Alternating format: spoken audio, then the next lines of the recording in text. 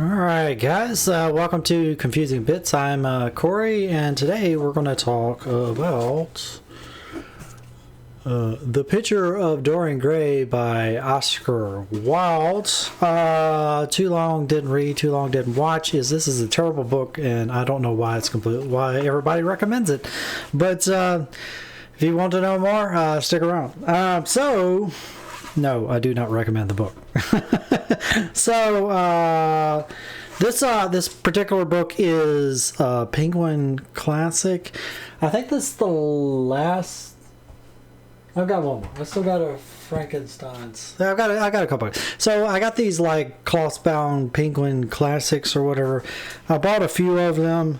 I would not recommend getting them anymore because the lettering like scratches off, and it's just it looks cute on Amazon, but they're not all that great in actuality. So I won't be buying any more. I've got a couple more that I'm going to be making through, but I would not, if you're looking to collect them and you're looking to actually use the books, probably don't want to use a cloth-bound classic. Do I have a different one? I've had a few. I don't know where it is. Whatever. Anyway, this is a cloth-bound classic. I've been trying different classic versions, and this is definitely the Penguin cloth-bound classics. It's not one that I would recommend. But so that's the physical book or whatever. So shoot.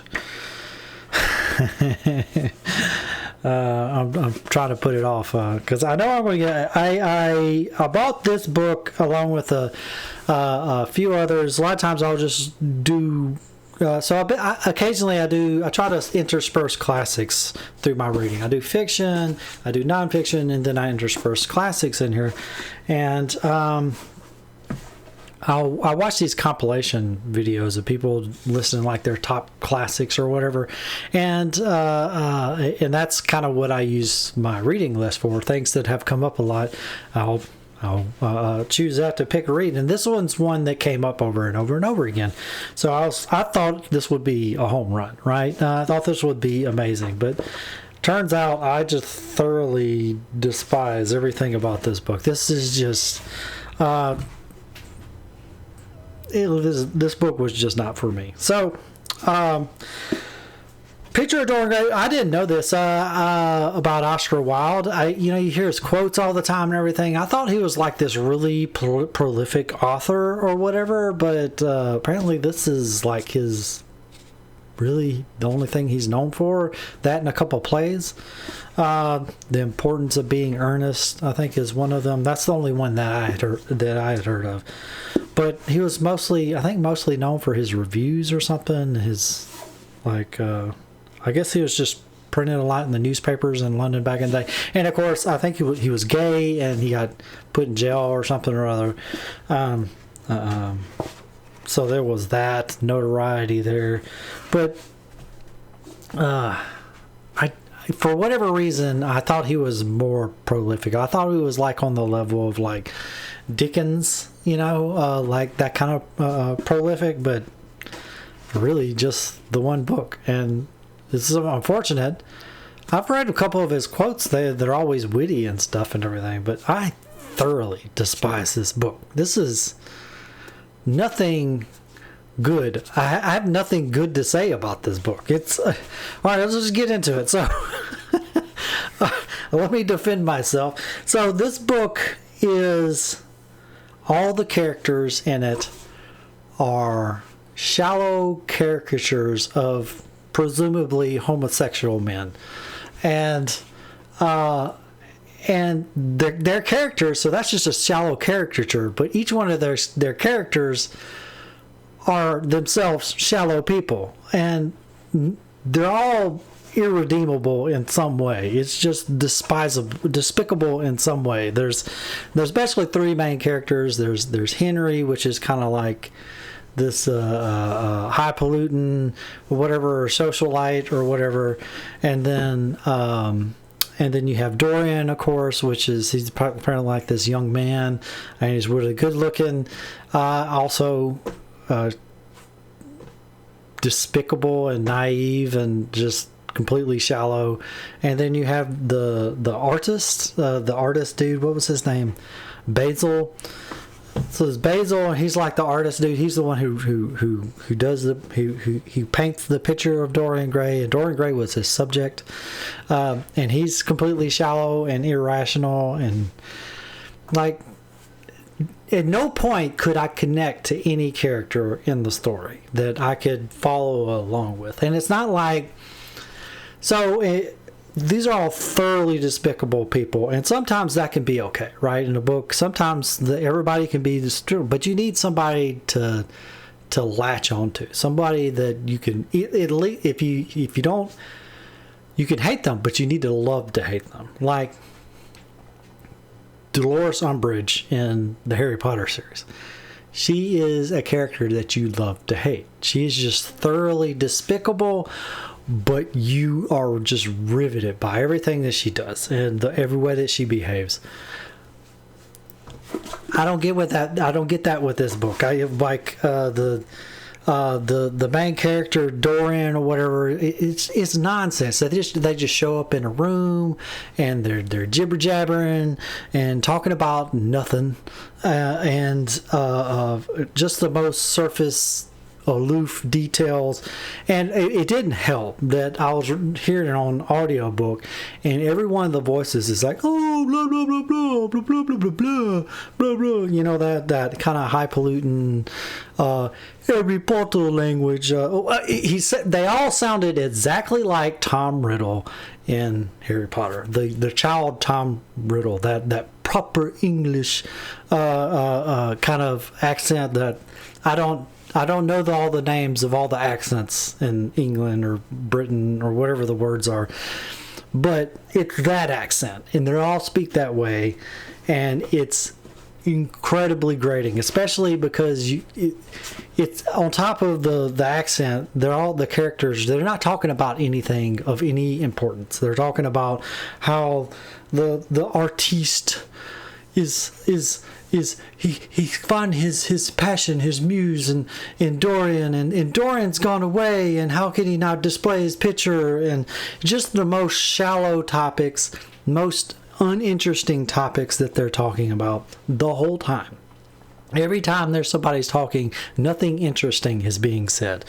And then the way the people behave, like Dorian just he starts courting this lady and gets her all excited about being courted and getting married, and then she goes out on stage and behaves completely irrationally again, and then Dorian reacts the way she is and like rejects her, and none of the characters have a relatable motivations. None of their actions make any sense.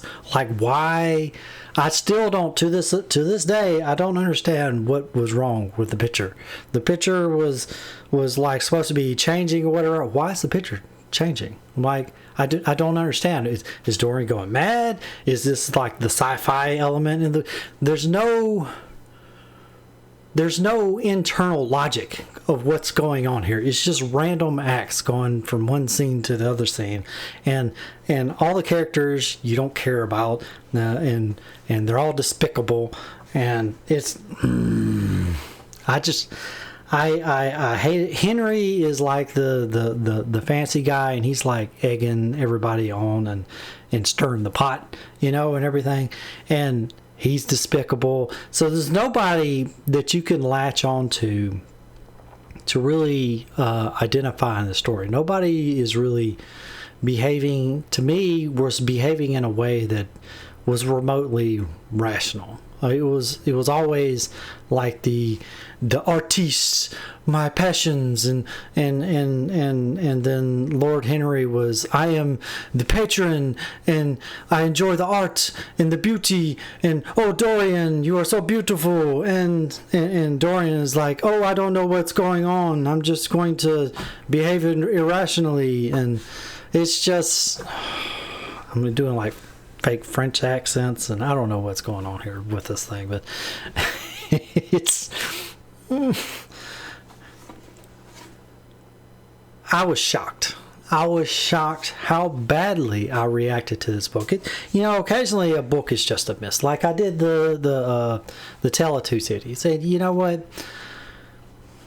I didn't like the book. I stopped it, but I didn't hate it. Right? I hate this book. I hate that everybody.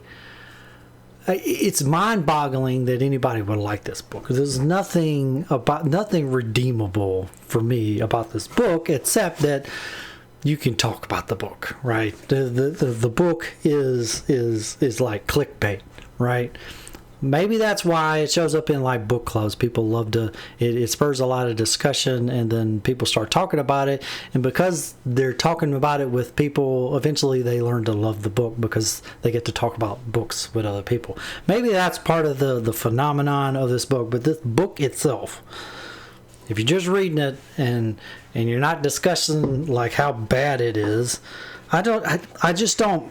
Even some people I saw a little bit just because I was so disconnected. I usually don't try to look at like other reviews and other statements on there, but I was so disconnected from this. I did the same thing with Tale of Two Cities. Like I was just so disconnected from the way everybody else was recommending the book that I figured that there was something I'm missing. And people were talking about the pros of the book, and I don't even get that. It's to me, everything about the books, the way the characters are characterized, it's like everything is just this fake intellectualism, this fake sophistication, this fake just everything is shallow. Shallow is the word that describes everything about this book. And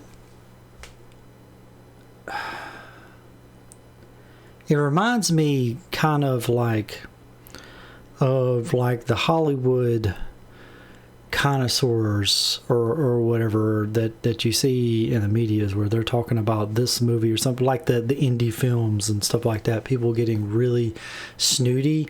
Everything about this book is just that shallow, seething snootiness, and it was so grating. And like I really wanted to like this book because everybody raved about it. Like, I'm wondering what else did I get him. I got a couple other books off of the recommendation. I'm like, am I going completely off the rails on those as well? But it's just, I'm getting we're starting to build a theme here that I don't like this like late 18th century, mid 19th century, whatever the 1800s, the mid 1800s or late 1800s.